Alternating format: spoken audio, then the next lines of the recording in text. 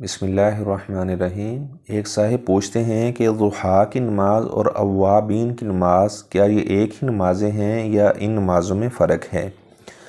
تو اصل میں صلاۃ ضحیٰ اور اوابین کی نماز یہ ایک ہی نماز ہے، دو علیحدہ علیحدہ نمازیں نہیں ہیں۔ اواب کہتے ہیں رجوع کرنے والا، یعنی رجوع کرنے والوں کی نماز، ایسے لوگ جو اللہ تعالیٰ کا قرب تلاش کرتے ہیں ان کی نماز، اور ضحیٰ یہ نفل نماز ہے اور اس کی بہت زیادہ فضیلت ہے۔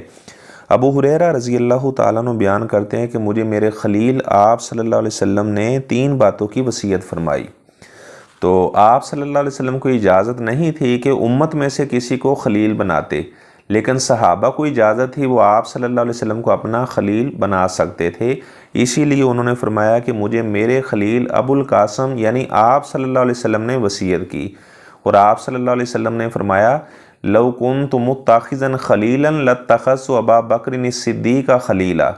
آپ صلی اللہ علیہ وسلم نے فرمایا کہ میں امت میں سے اگر کسی کو خلیل بناتا تو میں عائشہ صدیقہ رضی اللہ تعالیٰ عنہ کے باپ ابو بکر صدیق رضی اللہ تعالیٰ عنہ کو خلیل بناتا، تو لیکن میں نے کسی کو خلیل نہیں بنایا۔ آپ نے فرمایا کہ تمہارے صاحب نے اللہ کو اپنا خلیل بنایا ہوا ہے۔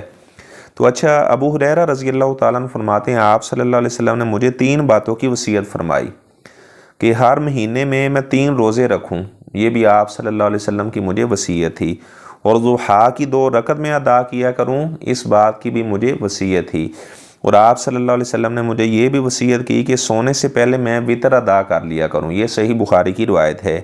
تو اس طرح ضحیٰ کی نماز کی بہت زیادہ فضیلت ہے۔ ابو ذر جندب بن جنادہ رضی اللہ تعالیٰ عنہ بیان کرتے ہیں آپ صلی اللہ علیہ وسلم نے فرمایا کہ جب آدم کا بیٹا صبح کرتا ہے تو ہر ایک جوڑ کے اوپر صدقہ کرنا لازم ہوتا ہے۔ آپ نے فرمایا فَكُلُّ تَسْبِيحَةٍ صدقہ، سبحان اللہ پڑھنا بھی صدقہ ہے، الحمدللہ کہنا بھی صدقہ ہے، لا الہ الا اللہ پڑھنا یہ بھی صدقہ ہے، اللہ اکبر پڑھنا یہ بھی صدقہ ہے۔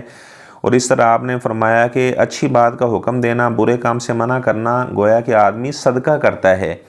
اور آپ نے فرمایا کہ ان ساری باتوں سے ضحیٰ کے وقت اگر وہ 2 رکعت ادا کرے گا تو یہ ساری ان چیزوں سے کفایت کرتی ہیں۔ تو ضحیٰ کی جو رکعات ہیں یعنی وہ کتنی ہیں؟ 2 رکعت ادا کرنی ہیں، 4 ادا کرنی ہیں، کتنی رکعت ادا کرنی ہے؟ تو اس کی کم سے کم جو تعداد ہے وہ 2 ہے، درمیانی تعداد 4 ہے، اور زیادہ سے زیادہ اس کی 8 رکعات تعداد ہے۔ تو آپ صلی اللہ علیہ وسلم نے فرمایا، اللہ عز و جل فرماتے ہیں آدم کے بیٹے صلی لی 4 رکعات من اول النہار، دن کے آغاز میں آپ میرے لیے 4 رکعت ادا کرو، اکفیکا آخرہ، تو میں تجھے سارے دن کے لیے کافی ہو جاؤں گا، سارا دن میری مدد تیرے ساتھ رہے گی۔ تو یعنی اس کی بہت زیادہ فضیلت حدیث میں آئی ہے ضحیٰ کی نماز، اوابین کی نماز کی۔ ام ہانی رضی اللہ تعالیٰ عنہ فرماتی ہیں فتح مکہ کا جب دن تھا تو میں آپ صلی اللہ علیہ وسلم کے گھر آئی، تو آپ صلی اللہ علیہ وسلم نے ضحیٰ کے 8 رکعت نفل ادا کیے، یعنی زیادہ سے زیادہ اس کی جو تعداد ہے وہ 8 رکعات ہے۔ اب ضحیٰ کا افضل ترین وقت کون سا ہے؟